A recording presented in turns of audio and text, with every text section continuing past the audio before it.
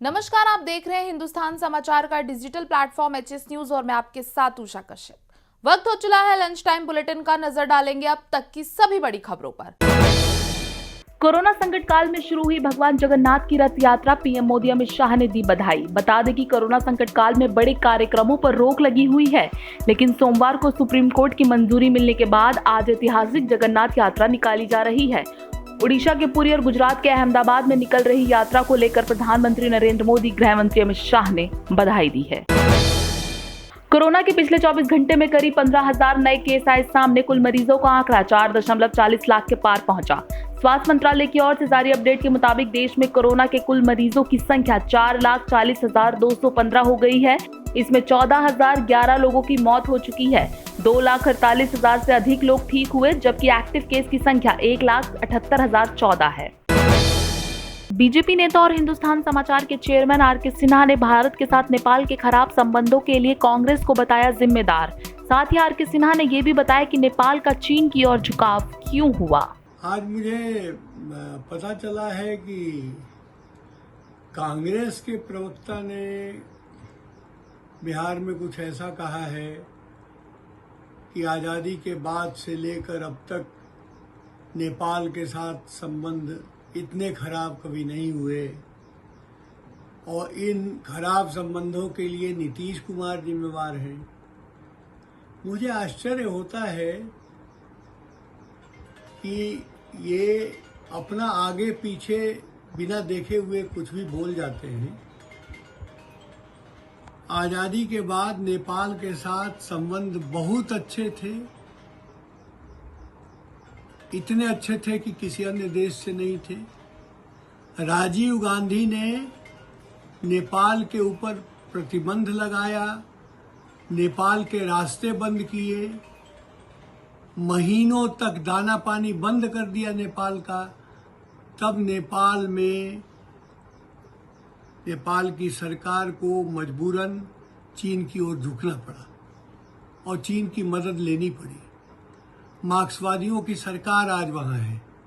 यह भी इसी वजह से हुआ क्योंकि उस समय राजीव गांधी ने जो प्रतिबंध लगाए, नहीं तो नेपाली कांग्रेस की सरकार हुआ करती थी।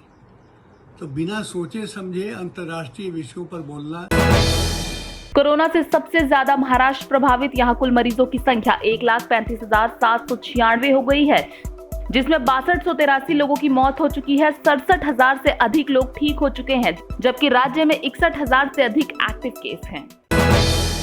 दिल्ली में कोरोना मरीजों का कुल आंकड़ा 62,000 को पार कर गया। इस बीमारी की चपेट में आकर 2,233 लोगों की मौत हो चुकी है। वहीं 36,000 से अधिक मरीज ठीक हो चुके हैं। अभी एक्टिव केस की संख्या 23,820 है।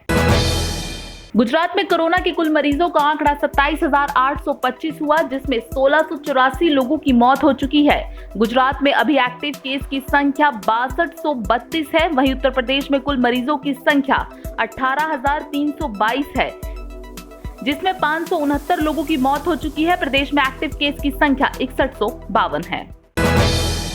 राजस्थान में कोरोना के कुल मरीजों का आंकड़ा 15,000 को पार कर गया, जिसमें 356 लोगों की मौत हो चुकी है। प्रदेश में एक्टिव केस की संख्या 2966 है। भारत चीन तनाव पर अमेरिकी इंटेलिजेंस की रिपोर्ट। चीन ने प्लानिंग के साथ किया था हमला। चीन का भारत के जवानों पर हमला सोची समझी चाल थी। जनरल झाओ झोंगकी, जो कि चीनी आर्मी के वेस्ट थिएटर कमांड के प्रमुख हैं, उन्होंने ही भारतीय बॉर्डर पर इस एक्शन के आदेश दिए थे। चीनी सेना ने अपने मारे गए सैनिकों के लिए एक मेमोरियल सर्विस भी रखा, लेकिन उसे किसी की नजर में आने नहीं दिया। इससे जुड़ी वीडियो फोटो जो सोशल मीडिया पर आई, उन्हें भी हटा दिया गया। जम्मू कश्मीर के पुलवामा में आतंकियों के साथ मुठभेड़ में एक सीआरपीएफ के जवान हुए शहीद, 2 आतंकी भी हुए ढेर। इससे पहले जम्मू कश्मीर के श्रीनगर में सुरक्षा बलों के साथ रविवार को हुई मुठभेड़ में 3 आतंकवादी मारे गए थे।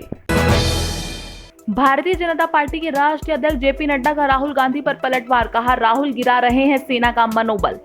भारतीय जनता पार्टी और कांग्रेस के बीच चीन विवाद को लेकर अब जुबानी जंग तेज हो गई है। एक तरफ राहुल गांधी लगातार हमलावर हो रहे हैं, तो वहीं बीजेपी भी अब पलटवार कर रही है। राहुल गांधी ने प्रधानमंत्री नरेंद्र मोदी पर आरोप लगाया कि उन्होंने चीन के सामने हाथ खड़े कर दिए।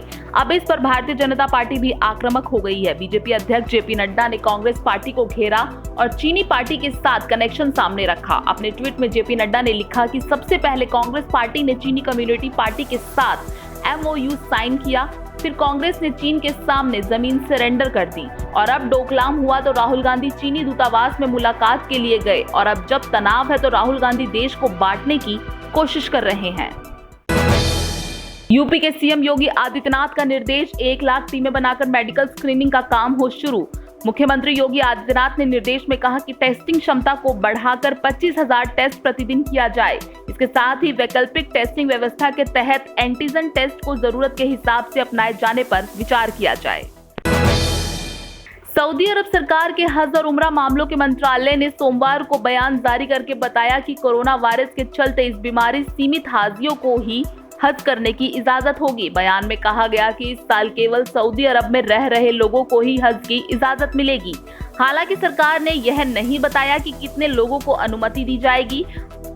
बयान में आगे कहा गया कि लोगों में कोरोना संक्रमण को रोकने के लिए दूसरे तमाम सुरक्षात्मक प्रावधान अपनाए जाएंगे। बता दें कि सऊदी अरब ने राष्ट्र की स्थापना के बाद से लगभग 90 वर्ष में कभी भी हज को रद्द नहीं किया। आज के लिए सिर्फ इतना ही, कल फिर होगी मुलाकात। धन्यवाद। देश और दुनिया से जुड़ी सभी प्रमुख खबरों के लिए हमारे चैनल को सब्सक्राइब करें और लेटेस्ट वीडियो पाने के लिए बेल आइकन को जरूर दबाएं। साथ ही हमारे वीडियो को लाइक और शेयर करना ना भूलें।